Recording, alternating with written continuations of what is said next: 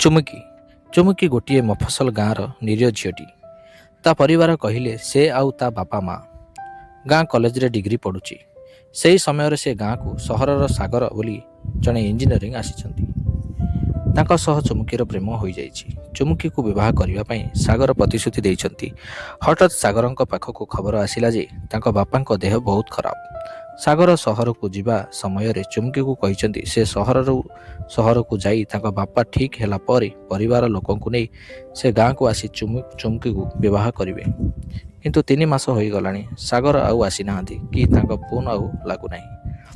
ଗାଁର ଲୋକମାନେ ଚୁମୁକି ଓ ସାଗରଙ୍କ ପ୍ରେମକୁ ନେଇ ବହୁତ କଥା କହିବାକୁ ଆରମ୍ଭ କରିଲେଣି। ଚୁମୁକି ଆଉ ତାହା ସହିପାରୁନାହାନ୍ତି। ଏତିକିବେଳେ ଗୋଟିଏ ପ୍ରାକୃତିକ ବିପର୍ଯ୍ୟୟ ମନେ ବାତ୍ୟା ହୋଇଛି। ବାତ୍ୟାରେ ଚୁମୁକିର ମା ବାପା ମରିଗଲେ। ଚୁମୁକି ଏବେ ଏକା। ଗାଁ ଲୋକଙ୍କ କଥା ସହି ନପାରି ସହରକୁ ଯାଇଛନ୍ତି। ସେପଟେ ବାତ୍ୟା ଖବର ପାଇ ସାଗର ମଧ୍ୟ ଚୁମୁକିକୁ ଦେଖା କରିବାକୁ ଗାଁକୁ ଆସିଛନ୍ତି। ହେଲେ ଗାଁରେ ସମସ୍ତେ କହିଲେ ଚୁମୁକି ସହରକୁ ପଳାଇଛନ୍ତି। ଏ କଥା ଶୁଣି ସାଗର ସହରକୁ ଫେରି ଆସିଛନ୍ତି। ସେପଟେ ଚୁମୁକି ସହରରେ ସାଗରଙ୍କ ଘର ସଜବାଜ ଦେଖିଛନ୍ତି। ବୁଝି ଜାଣିବାକୁ ପାଇଲେ ସାଗରଙ୍କ ଲଗ୍ନ ଧରା ହେବ ତାଙ୍କ ପିଲାଦିନର ବାନ୍ଧବୀ ସୌମ୍ୟାଙ୍କ ସହ। ସୌମ୍ୟା ଆଉ ସାଗର ପରସ୍ପରକୁ ଭଲ ପାଆନ୍ତି। ଏକଥା ଶୁଣି ଚୁମୁକି ଏବେ ପୁରା ଭାଙ୍ଗି ଯାଇଛନ୍ତି। ତା ମନେ ସାଗର ତାଙ୍କ ସହ ଖେଳୁଥିଲେ। ବିଚାରୀ ଏବେ ଯିବ କୁଆଡ଼େ? ଗାଁକୁ ଯିବା ପାଇଁ ଆଉ ମୋହ ନାହିଁ।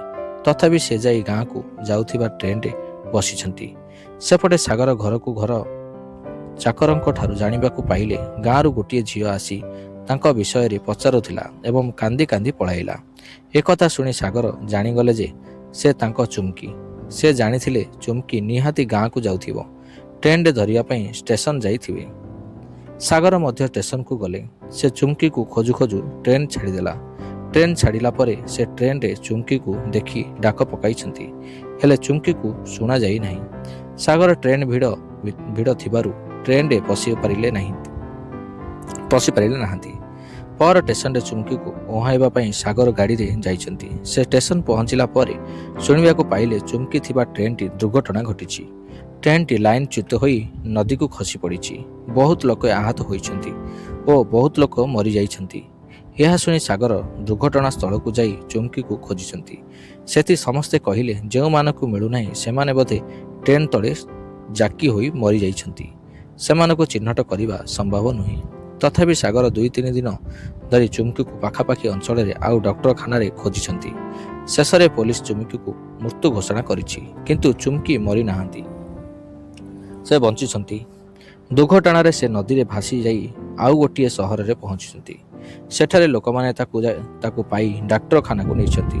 ସେ ଡାକ୍ତରଖାନାରେ ଡକ୍ଟର ଅମର ଚୁମୁକିର ଚିକିତ୍ସା କରିଛନ୍ତି। ହେଲେ ଅମର ନିଜ ସ୍ତ୍ରୀଙ୍କ ମୃତ୍ୟୁ ପରେ ସବୁବେଳେ ମଦ ନିଶାରେ ଥାନ୍ତି। ଚୁମୁକି ପାଖାପାଖି ସେ ଡାକ୍ତରଖାନାରେ 2 ମାସ ରହିଲେ। ଦିନେ ଡକ୍ଟର ଅମରଙ୍କ 8 ବର୍ଷର ଝିଅ ଆନି ଡାକ୍ତରଖାନା ଆସିଛି।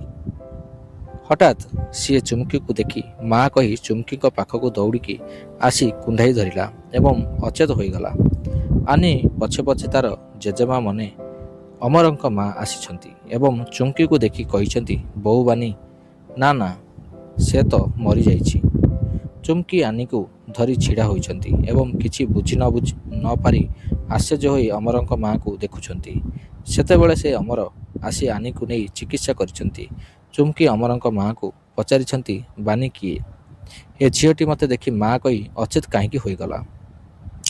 ଅମରଙ୍କ ମା ଗୋଟିଏ ଫଟୋ କାଢ଼ି ଦେଖାଇଲେ ଯାହାକି ଆନି ଆଉ ବାନିର ଏକାଠି ଫଟୋ। ବାନିକୁ ଫଟୋ ଦେଖି ଚୁମୁକି ଆଶ୍ଚର୍ଯ୍ୟ। କାରଣ ବାନି ପୁରା ଚୁମୁକି ପରି ଦେଖିବାକୁ। ଚୁମୁକି ଅମରଙ୍କ ମାଆଙ୍କ ପଚାରିଛନ୍ତି ବାନି କେଉଁଠି?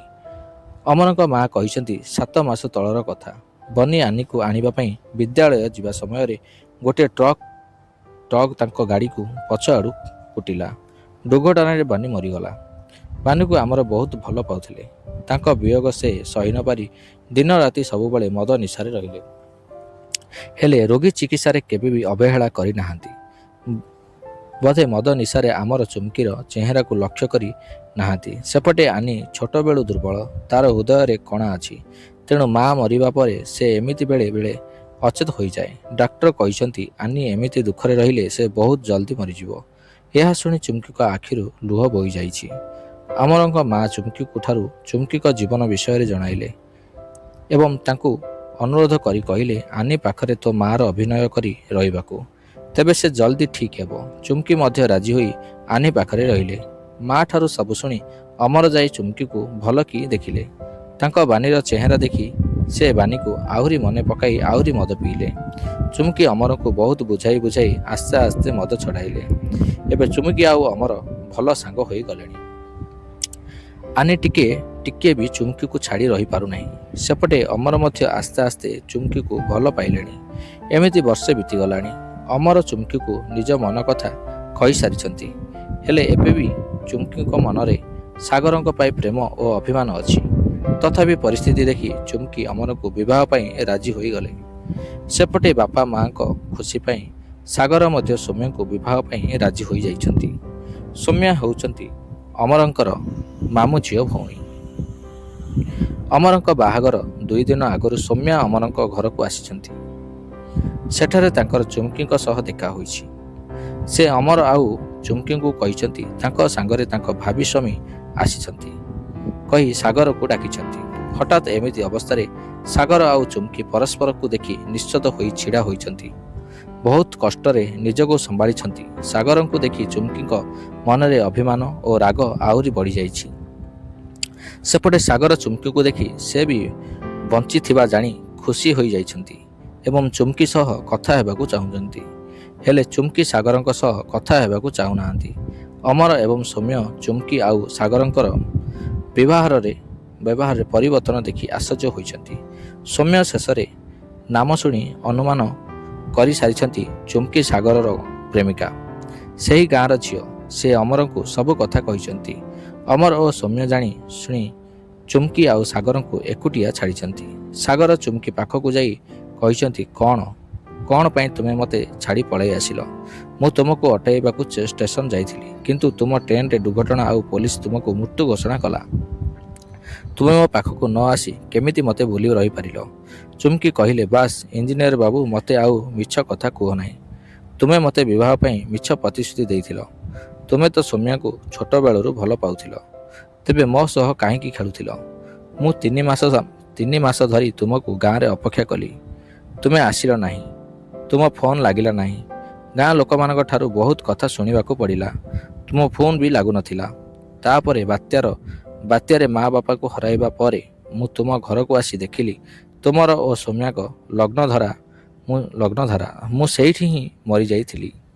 ହେଲେ ଭାଗ୍ୟର ଖେଳ ଦେଖି ଦୁର୍ଘଟଣା ପରେ ମୋର ଚିକିତ୍ସା ଅମର କରିଲେ ଏବଂ ଅମରଙ୍କ ମରିଯାଇଥିବା ସ୍ତ୍ରୀ ପୁରା ମୋ ପରି ଦେଖିବାକୁ। ବୋଧେ ମୁଁ ଆଜି ଆନିର ଖୁସି ପାଇଁ ବଞ୍ଚିଛି। ତୁମେ ଏବେ କାହିଁକି ମୋ ମିଛ ଅଭିନୟ କରୁଛ? ସାଗର କହିଲେ, ନା, ମୁଁ କେବେ ତୁମର ମିଛ କହିନାହିଁ। ମୋ ଗାଁରୁ ଆସିଲା ବେଳକୁ ମୋ ମୋବାଇଲଟି ଚୋରି ହୋଇଗଲା। ମୋ ପାଖରେ କାହାରି ଫୋନ୍ ନମ୍ବର ନଥିଲା। ବାପାଙ୍କ ବହୁତ ଖରାପ ଥିଲା। ସେ ଠିକ୍ ହେଉ 3 ମାସ ହୋଇଗଲା। ବାପା ବ୍ୟବସାୟ ମୋତେ ବୁଝିବାକୁ ପଡ଼ିଲା। ବ୍ୟସ୍ତତା ପାଇଁ ମୁଁ ସେ ନମ୍ବର ଆଉ କାଢ଼ିପାରିଲି ନାହିଁ। ହେଲେ ସବୁବେଳେ ତୁମକୁ ମନେ ପକାଉଥାଏ। ବାତ୍ୟା ପରେ ମୁଁ ଗାଁକୁ ଯାଇଥିଲି, ହେଲେ ତୁମେ ସହରକୁ ପଳାଇ ଆସିଥିଲ। ମୁଁ ଘରକୁ ଆସି ଚାକର ଠାରୁ ଜାଣିବାକୁ ପାଇଲି ତୁମେ ଆସିଥିଲ। ତାପରେ ଯାହା ହୋଇଛି ମୁଁ ତୁମକୁ କହିସାରିଛି। କିନ୍ତୁ ସୌମ୍ୟ ସହ ଲଗ୍ନଧାରା ମୁଁ ଜାଣିନଥିଲି। ସୌମ୍ୟ ମୋର ଭଲ ସାଙ୍ଗ। କ୍ରାନ୍ତ ମୁଁ ତାଙ୍କ କେବେ ଭଲ ପାଇନାହିଁ। ଏବେ ଯାଏଁ ଆମର ଲଗ୍ନଧାରା ହୋଇନାହିଁ। ଚୁମ୍କି, ସାଗର ଆଉ ମିଛ କୁହ ନାହିଁ। ମୁଁ ତୁମକୁ ବିଶ୍ୱାସ କେମିତି କରିବି? କହି ଚୁମ୍କି କାନ୍ଦୁଛନ୍ତି। ସୌମ୍ୟ ଓ ଅମର ଭିତରକୁ ଆସିଲେ। ସୌମ୍ୟ କହିଲେ, ସାଗର ମିଛ କହୁନାହାନ୍ତି। ସବୁ କଥା ଆମେ ଶୁଣିସାରିଛୁ। ମୁଁ ସାଗରଙ୍କୁ ଭଲ ପାଏ ସତ, କିନ୍ତୁ ସାଗର କେବେ ତୁମକୁ ଭଲ ପାଆନ୍ତି। ସାଗର ଯାହା କହୁଛନ୍ତି ସବୁ ସତ। ଅମର କହିଲେ, ଚୁମ୍କି, ତୁମେ ସାଗରଙ୍କୁ ଭଲ ପାଅ। ତୁମେ ତାକୁ ବିବାହ କର। ସୌମ୍ୟ ଓ ମୋର କିଛି ଆପତ୍ତି ନାହିଁ। ସାଗର ଚୁମ୍କିଙ୍କ ଆଡ଼କୁ ହାତ ବଢ଼ାଇଛନ୍ତି। ଚୁମ୍କି କିଛି ସମୟ କାଠ ପରି ଛିଡ଼ା ହୋଇ ଭାବିଲେ। ତାଙ୍କୁ କେବଳ ଆନିର ମୁହଁ ଦେଖାଗଲା। ଚୁମ୍କି ନ ରହିଲେ ଆନିର ବଞ୍ଚିବା କଷ୍ଟ ହୋଇଯିବ। ଗୋଟିଏ ପଟେ ନିଜ ପ୍ରଥମ ପ୍ରେମ ତ ଅନ୍ୟପଟେ ମାଆର ମମତା ଆନି। ସେପଟେ ସୌମ୍ୟ ବି ସାଗରକୁ ବହୁତ ଭଲ ପାଆନ୍ତି ଏବଂ ଅମର ବି ଚୁମ୍କିକୁ ଭଲ ପାଉଛନ୍ତି। ଶେଷରେ ଚୁମ୍କି ସାଗରଙ୍କ ହାତ ଧରି କହିଲେ, ସାଗର, ଆମେ ସବୁ ଦିନ ଭଲ ସାଙ୍ଗ ହୋଇ ରହିବା। ଭଲ ହେବା ତୁମେ ସୌମ୍ୟଙ୍କୁ ବିବାହ କର ଓ ମୁଁ ଅମରଙ୍କୁ ବିବାହ କରିବି। ସେଥିରେ ସମସ୍ତଙ୍କର ଭଲ ହେବ। ଏକଥା ସମସ୍ତଙ୍କ ମନକୁ ପାଇଲା। ଗୋଟିଏ ମଣ୍ଡପରେ ସାଗର ଓ ସୌମ୍ୟ ଏବଂ ଅମର ଓ ଚୁମ୍କିଙ୍କ ବିବାହ ହେଲା ଏବଂ ସମସ୍ତେ ହସ ଖୁସିରେ ଘର ସଂସାର କରୁଛନ୍ତି। ଯାହା ହେଉ ଚୁମ୍କି ନିଜ ପ୍ରେମକୁ ନ ବାଛି ସମସ୍ତଙ୍କ ପାଇଁ ଯାହା ଭଲ ହେବ ସେଇ ନିଷ୍ପତ୍ତି ନେଇଛନ୍ତି। ଏଇ ଥିଲା ଆମ କାହାଣୀଟି ଯଦି ଆପଣଙ୍କୁ ଭଲ ଲାଗେ ପ୍ଲିଜ୍ ଚ୍ୟାନେଲକୁ ଲାଇକ୍ ଏବଂ ଚ୍ୟାନେଲକୁ ସବସ୍କ୍ରାଇବ୍ କରିଦେବେ। ପୁଣି ଆଉ ଗୋଟେ ନ୍ୟୁ ଟପିକରେ ଭିଡ଼ିଓ ନେଇ ଆସିବେ। ରହିଲି, ନମସ୍କାର।